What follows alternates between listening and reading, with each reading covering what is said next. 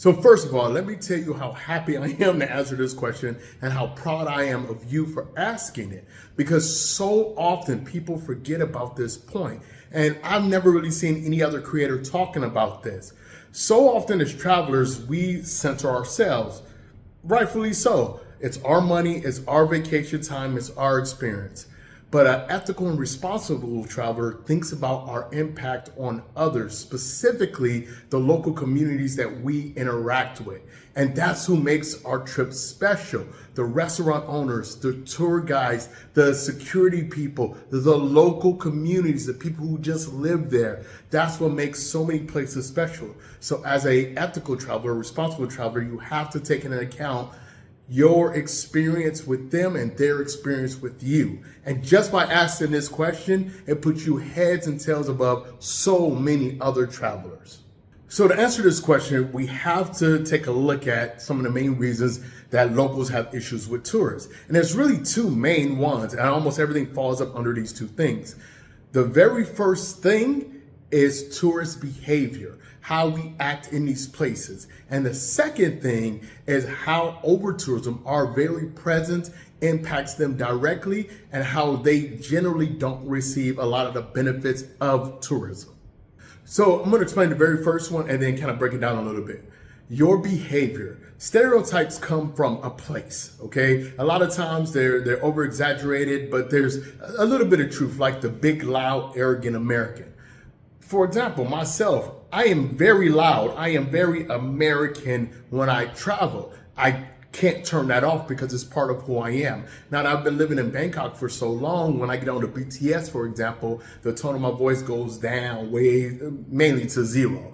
But if I'm out and abroad and I have the energy and community, my octaves go way up, right? That energy goes way up. It's because that's part of our culture.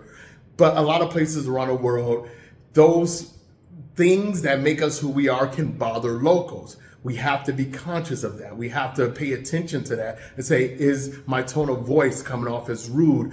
Is everybody else around me behaving in a certain way that's counter to how I am? Now, when I say that, I don't say you have to change who you are to try to fit into local spaces, but at least be conscious, because when you're conscious of it, you say, okay, maybe my behavior now, this is not something I need to do or something I need to say or a way I need to behave, just so that locals have a better impression of me and the people who come after me. And I think one of the biggest things that we forget is your representation of your community first, and then your behavior, the interaction that you have with the local community is going to impact their experience and their point of view of those who come after you. For me, I'm the first Black man a lot of people have met in a lot of places in the world, in parts of China, here in parts of Thailand, in Central South. I understand that very well.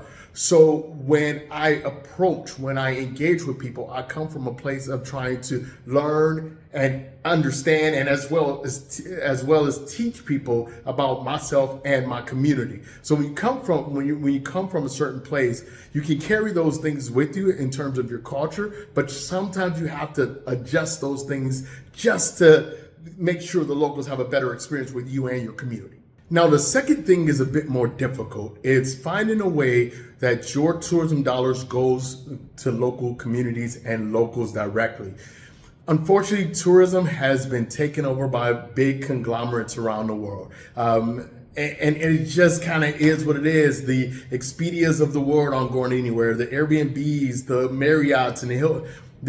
It's just part of how the world is now. But we can make little adjustments in the way that we travel directly, which might, yes, cost us a little bit more money.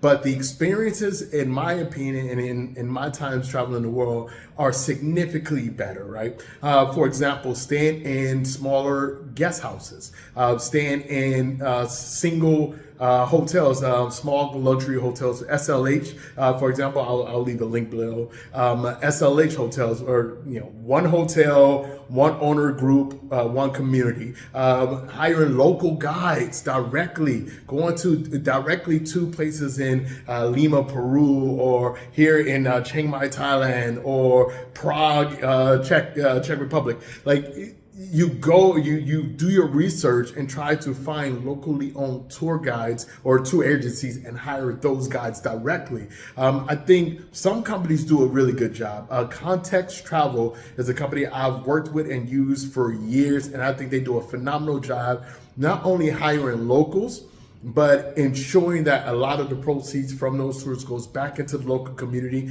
and the guides are master's level. I believe they're all master's degree level guides or teachers or professors or experts in whatever they're teaching at the moment, which means you're not only getting a very local experience, but you're also getting a very local education. And it's a phenomenal experience. So things like that. And when you do interact with people, when you're out on tours, when you're coming and going, be kind.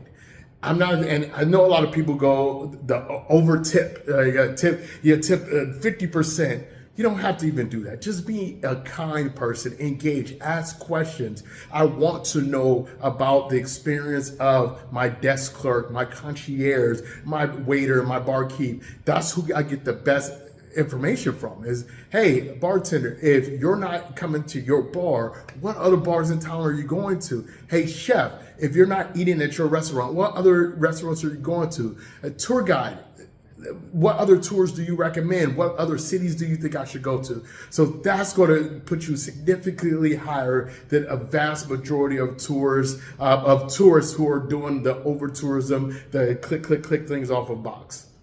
So with all that said, there's no one size fits all. This original question was about Barcelona, but these things are universal around the world. Just move in a way that tries to limit the negative experiences that locals have with you directly, as well as try to get as much of your tourism dollars into these local communities as possible without breaking your own bank. We want to keep you out there traveling. So if you can follow those two things, a lot of these issues will kind of, I won't say they'll go away, they'll fade away, but they'll definitely be mitigated in your experience. So as usual, leave the world better than you found it. Thank you so much for the question, and leave any questions or comments below that you guys have on this topic.